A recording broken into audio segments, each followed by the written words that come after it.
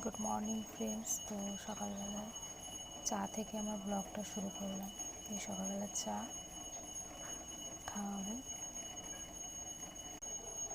চার সাথে ডিম টোস্ট করে নিয়েছি। তো খেয়ে দিয়ে পরে আসছি। যে ফ্রেন্ডস দেখো, ডাল হচ্ছে আর ভাত হয়ে গেছে, ডাল ফুটছে, তারপরে চচ্চড়িটা বসাবো। আজকে হবে ভিন্ডি আলুর চচ্চড়ি,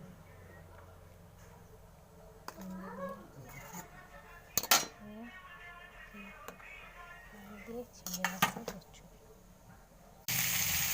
তো দেখো, আমার এদিকে ঢেঁড়স ভাজা হয়ে গেছে, এদিকে আলু পেঁয়াজটা ভাজছি, চিংড়ি মাছ ভাজা হয়ে গেছে। তো চচ্চড়িটা বসিয়ে দেবো, আর এদিকে ডাল হয়ে গেছে, ভাত হয়ে গেছে।